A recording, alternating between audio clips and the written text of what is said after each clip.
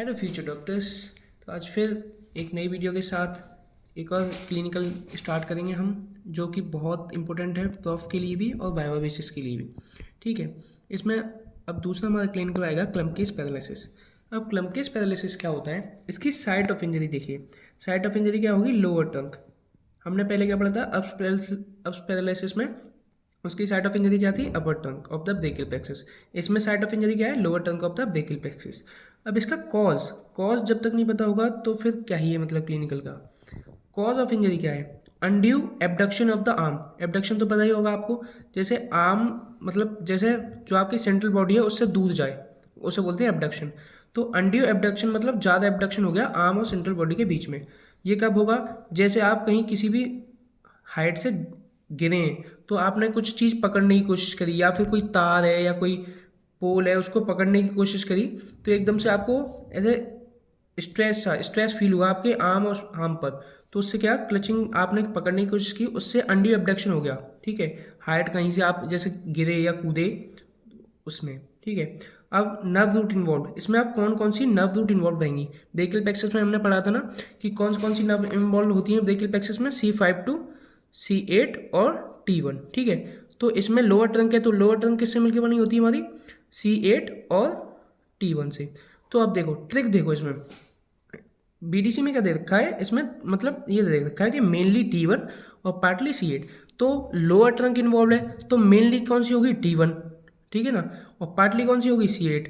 जब भी आपसे कोई पूछता है ना कि जैसे कोई ट्रिकी क्वेश्चन पूछने के लिए बोल देगा आपसे कि मेनली कौन सी रूट इन्वॉल्व रहती है, तो आप इससे मतलब ट्रिक से याद कर सकते हो कि लोअर ट्रंक इन्वॉल्व है तो मेनली होगी T1 अपनी इन्वॉल्व।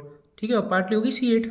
ठीक है, अब देखिए इसमें मसल कौन कौन सी पैरालिसिस होती है। अब मसल इसमें पैरालिसिस होती है इंट्रिंसिक मसल्स ऑफ हैंड और ulnar flexor of the wrist and fingers. क्योंकि आप क्लचिंग कर रहे हैं किसी चीज़ की तो हाथ से ही तो कर रहे हैं, तो सारी मसल्स हाथ की इन्वॉल्व होंगी इसमें। ठीक है, अब देखिए इसमें डिफॉर्मिटी क्या क्या, मतलब क्या क्या डिफॉर्मिटी आपको देखने के लिए मिलेगी इसमें क्या आपको देखने मिलेगा, क्लॉ हैंड देखने मिलेगा।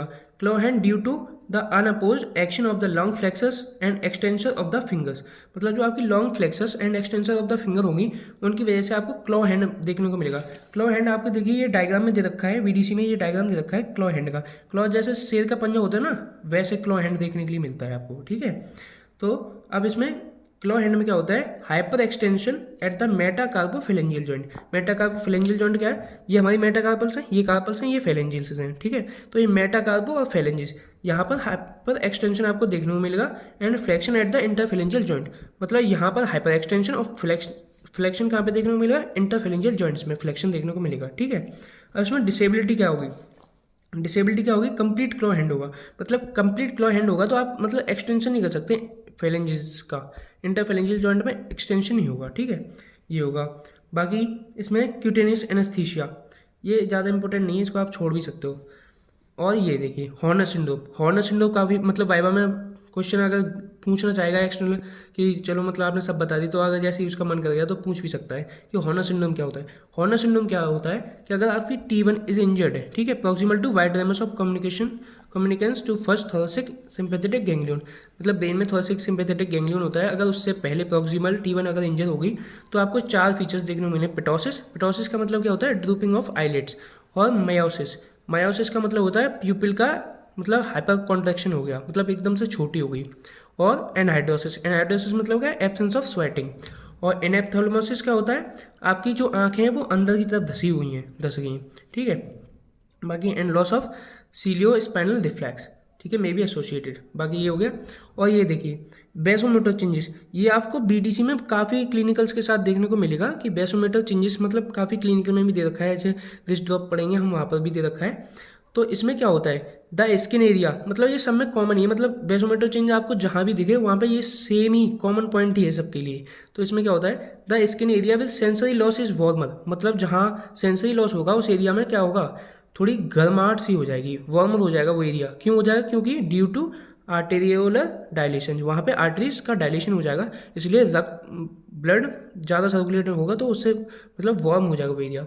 और इट ऑल्सो ड्रायर, मतलब ड्राइनेस भी हो जाएगी। क्यों, क्योंकि वहाँ पे स्वेटिंग नहीं हो रही, हमने यहाँ पे पढ़ा था एनहाइड्रोसिस, तो उसकी वजह से मतलब स्वेटिंग की एब्सेंस की वजह से भी ड्राई होगा वो। ठीक है, and there is loss of sympathetic activities. ठीक है, अब देखो टॉपिक चेंज, ये भी सब में कॉमन ही है, मतलब जहाँ भी टॉपिक चेंज दिखे उस क्लिनिकल में यही सेम पॉइंट आएगा।